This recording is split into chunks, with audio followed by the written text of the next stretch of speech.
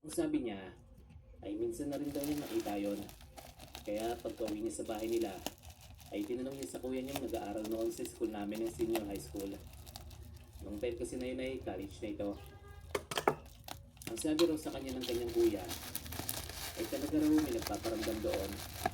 Especially at nasa third floor palagi sila dahil sa mga requirements na kailangan ipasa.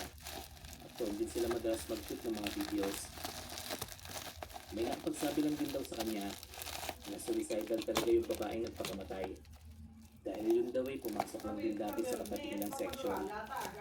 Palagi raw balisa yung babae at palagi rin nabubuli. Pero ang nagtulak daw talaga rito para magpakamatay ay ang sarili mismo nitong mga magulang. Magaling na raw yung babae ngayon at isang araw ay tinutuwa yung nanay nito noong ibinalita niyang top siya sa klase. Ang sinabi raw ng nanay nito ay napakawalang kwenta ng dalaga. Doon na nga lang raw ito magaling, hindi pa inayos. Ang sabi naman daw ng babae sa kanyang kaibigan ay ginawa niya naman yung best niya.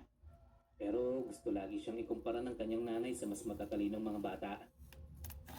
Masakit din talaga sa isang estudyante ang mahusgahan. Lalong-lalo na kung alam mo namang ginawa mo na yung makakaya mo. Pero hindi pa rin yun sapat sa mga taong mahalaga sa'yo. Pagkatapos noon, ay nakita na lang ang babae na nakahandusay sa lupa. Tumalon daw ito mula sa third floor. Pero bago yun, ay pinagkakalmot muna daw nito ang sarili. Siguro para daw maglabas ng galit o inis, kaya pilit itong sinasaktan ng sarili. Then hiniwa rin daw nito ng bait ang ilang parte ng kanyang katawan habang umiiyak. At matapos nun ay tumalon daw ito sa third floor, kaya raw may crack ang ulo nito. Noong namatay lang daw ang anak, saka nagsisi ang nanay nito sa mga sinabi sa dalaga. Pero kahit anong iyak pa raw ang gawin nito, ay hindi na may babalik pa ang buhay ng dalaga.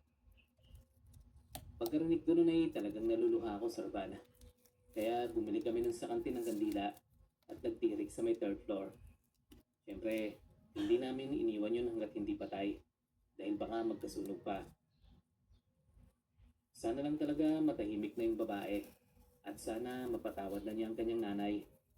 Dahil kahit gaano pa rin naman kalaki ang kamaliang nagawa ng isang tao, ay deserve pa rin nila ng kapatawaran para na rin sa ikatatahimik mo. Maraming salamat po, Sir Van. Pero hanggang dito na lang po muna. Magandang gabi po ulit.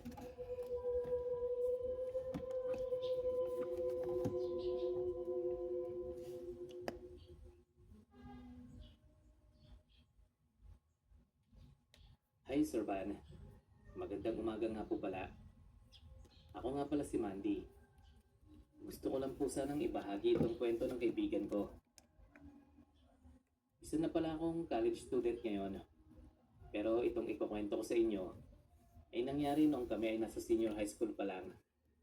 Hindi ko na sasabihin yung pangalan at address ng school. Basta may kalakihan din yon.